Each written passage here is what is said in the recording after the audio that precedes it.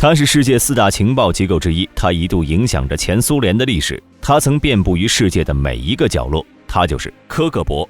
做视频不易，求观众老爷们点个赞，小编跪谢。无论在哪个国家，都会有一个独立于其他部门之外，并且有着特殊职能的情报机构。而由于各国意识形态的差异，情报部门的地位高低也有着很大的不同。放眼当今的世界各国，令人印象深刻的情报机构便是美国中央情报局，简称 CIA，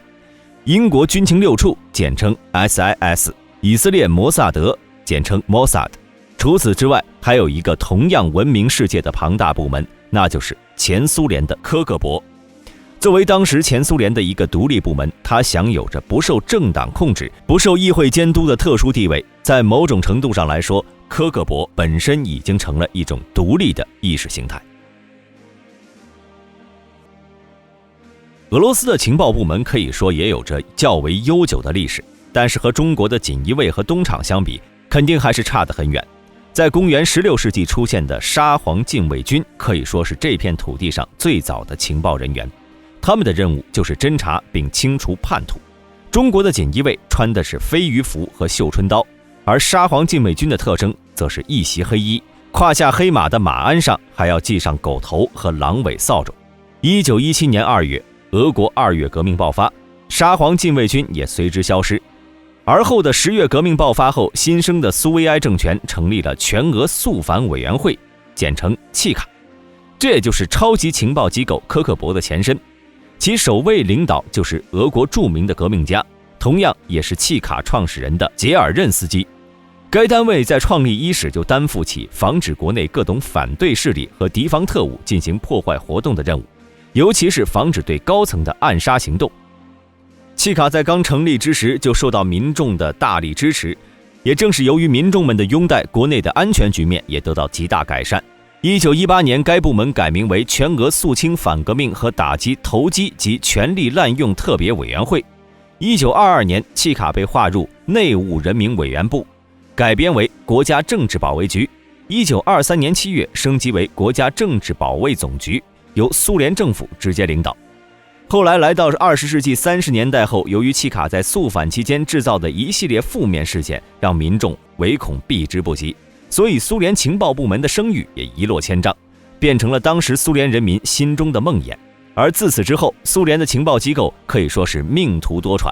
1934年7月，国家政治保卫总局再次被划入内务人民委员部，名字改为内务人民委员部国家安全总局。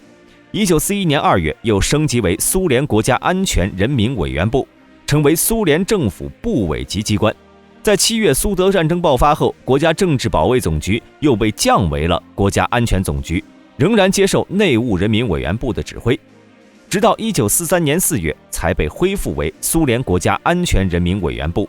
但在1946年3月，苏联政府经过改革过后，该部门又被改编为苏联国家安全部。1953年3月，在斯大林逝世后，苏联政府出于改变苏联当时模式的考虑，决定对国家安全部进行彻底的整合和裁撤，随之宣布取消苏联国家安全部，所有的设施人员划入苏联内务部。至1954年，该部门所属的人员数量相比于1950年被裁了50%以上。1954年3月，该单位再次从内务部独立出去，并最终升级为苏联国家安全委员会，简称科克勃。直到苏联解体未有变化，苏联最著名的情报机构正式诞生。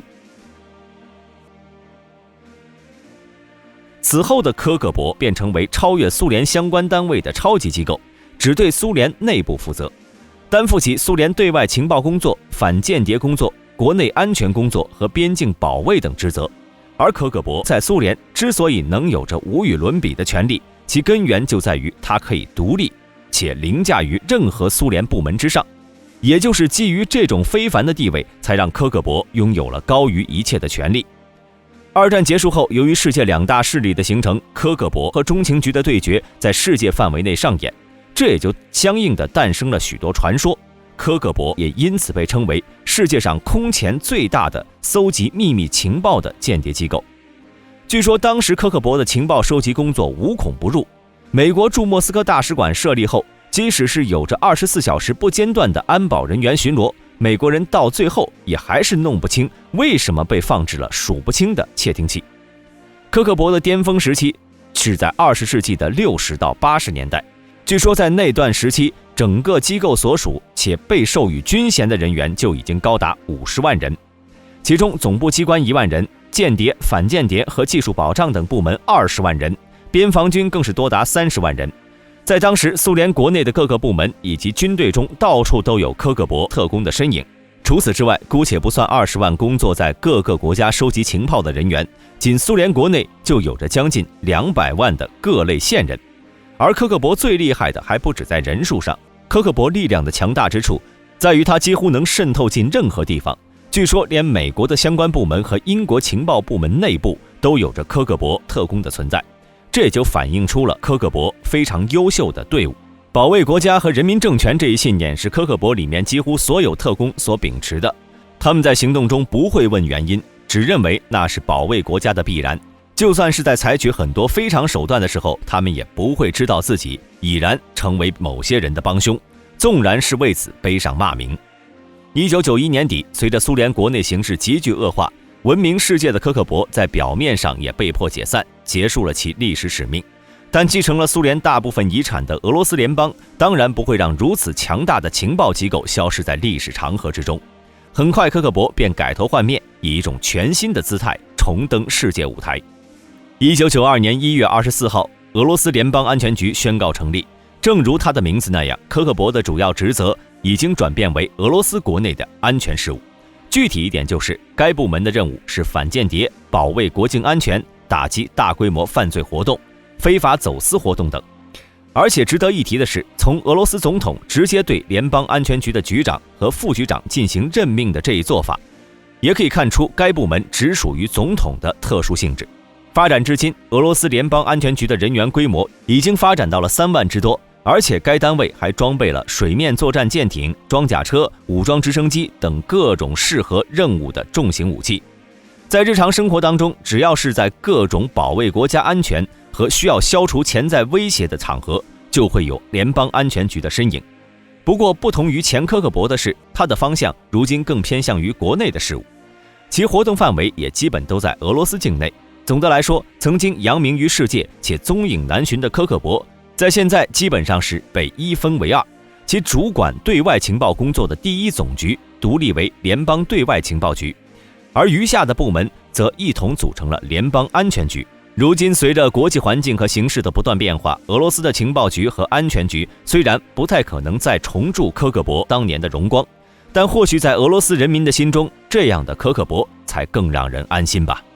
本期视频就到这里，喜欢的朋友可以点赞、关注加评论，我们下期再见。